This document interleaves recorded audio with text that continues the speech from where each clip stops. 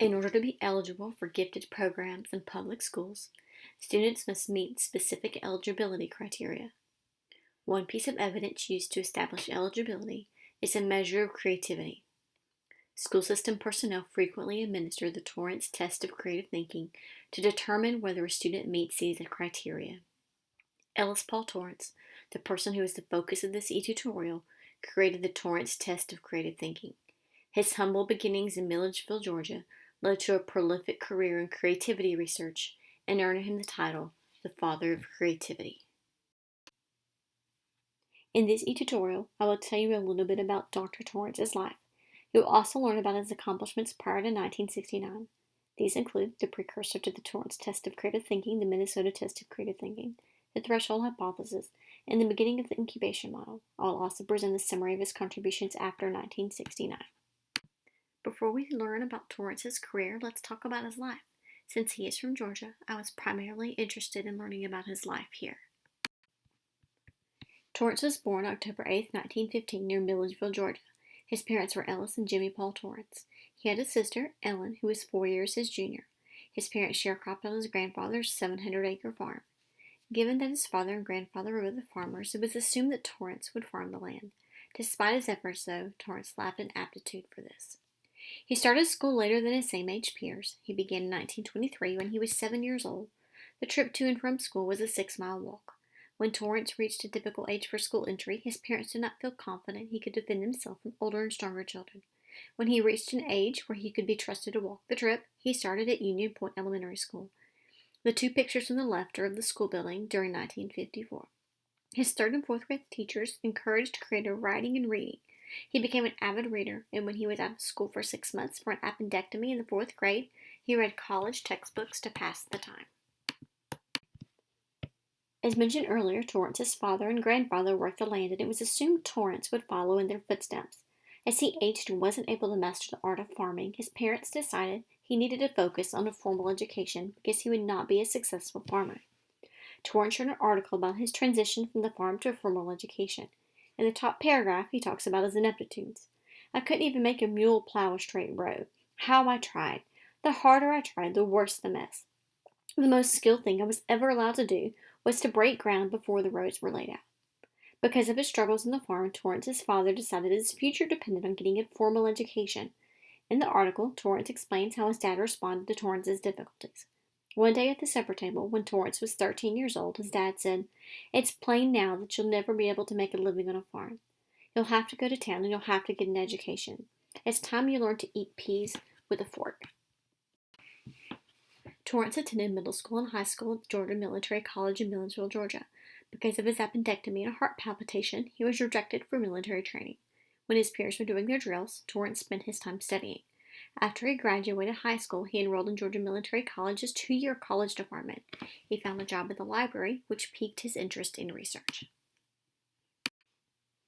After he graduated from the 2-year department, he began teaching at Midway Vocational High School in Hardwick, Georgia, which was close to Milledgeville. This is when he became interested in working with more challenging students who tested his skills as a teacher. One of these students became the Secretary of Labor in President Ford's cabinet. He began taking education courses by correspondence and enrolled for summer course at Georgia State College for Women. He was, as one may expect, the only male student in his class. In 1937, he was offered a job at Georgia Military College. He developed his first creativity test while teaching there. He began taking summer classes at Mercer University in 1938 and graduated with a Bachelor of Arts with a major in English and a minor in History and Education.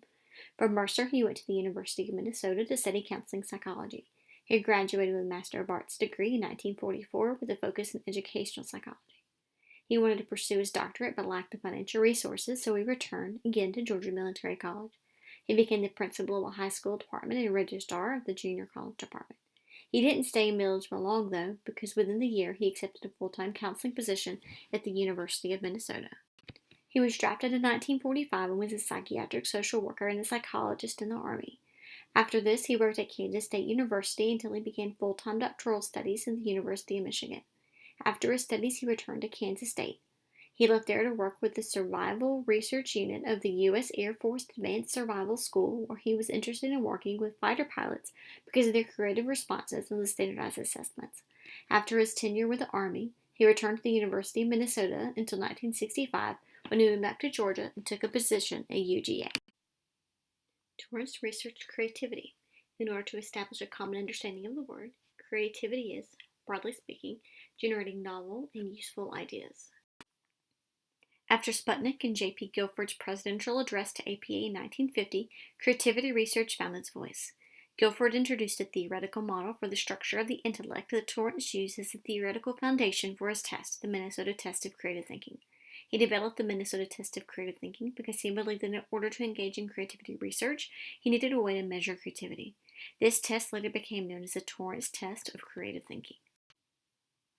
Although the Torrance Test of Creative Thinking is used widely in education today, it was originally known as the Minnesota Test of Creative Thinking. Torrance created it to assess creativity in school-aged populations. The test involved completing 3 different types of tasks: nonverbal tests, verbal tests using nonverbal stimuli, and verbal tests using verbal stimuli. Here is an example of one of the subtests, the incomplete figures task. It was based on K. Frank's drawing completing test. 6 incomplete figures were presented to the student, and the student was asked to sketch some objects or designs that no one else in the class would think of. The person was also asked to write the names of the items sketched. Torrance built on ideas from others to conceptualize the threshold hypothesis. He theorized that in order to be a creative person, you had to have at least above average intelligence. Having above average intelligence, however, was not sufficient in and of itself. Thus, someone with a low average intelligence would not possess the necessary requisite capacities for creative thinking. Someone who had above average intelligence would have the cognitive capacity for creative thinking, but this doesn't mean the person would be considered a creative thinker. Someone can have high average intelligence and lack creative thinking. As this idea has been researched, above average intelligence has been operationalized in a number of ways. Most frequently, it was having an IQ of 120. When this is the threshold, some studies have provided evidence for and evidence disproving the hypothesis. Other follow-up studies have investigated whether the threshold of an IQ of 120 is a sufficient cutoff point. As best as I can tell, the verdict for the threshold hypothesis is still out. In the late 1960s, Torrance was asked to incorporate a creativity strand in the Ginn Reading's Reading 360 program. He believed that most curriculum only focused on the rational processes, which excluded processes needed for creative thinking. His pedagogy involved a 3-stage instructional model. This model included a warm-up based on creativity research that was called heightening expectations. Deepening expectations was the next stage. This was a harder lesson where the content is presented. Keeping it going is the closing. The primary difference between Torrance's model and typical lesson planning structures is that the last component, keeping it going, does not include a summary. Instead, the lesson is open-ended, as if it were a cliffhanger. This is to encourage students to think about the topic beyond the end of the lesson. The diagram on the left is the comprehensive conceptualization of his incubation model that we refined later in life. He fleshed it out to include different components in each stage and published a book on the topic. His career extended beyond 1969. He created a manifesto for children to help advise them to take up the path towards creativity. The items listed in the graphic are from the manifesto. He founded the Future Problem Solving Program. This is a program implemented in schools to encourage creative thinking. He compiled the world's largest collection of creativity resources, which became the Torrance Center for Creativity and Talent Development, the host events such as the Torrance Center Summer Institute and the Torrance Lecture Series. And given that I'm in the school psychology program, something interesting to me is that he founded the school psychology department at the University of Georgia. Torrance passed away in 2003 and seems to be a beloved person. As I read about his life, I was struck by how people remembered him. He was characterized as a kind person who believed and acted like people mattered. These are 2 quotes about his life that led me to this conclusion. Teaching was a priority for Torrance, and his students felt this. A quiet, humble man, he was not a dynamic lecturer nor a lively discussant. He was a mentor, role model, inspirer, and co-learner. He corresponded with so many people around the world that he had his home mailbox replaced with a toy chest to hold all the letters he got. He had to hire a secretary to help him respond to all the mail, and he continued to do that long after he retired, until he was physically unable to do so. To summarize, Dr. Torrance was a well-respected creativity researcher. He grew up in Milledgeville, Georgia, where he attended grade school and junior college.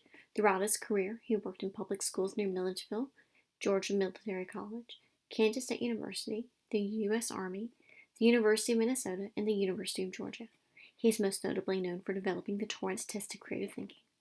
Other notable accomplishments include the development of the threshold hypothesis, the incubation model, the future problem-solving program, and his manifesto for children. Today, he is regarded as the father of creativity.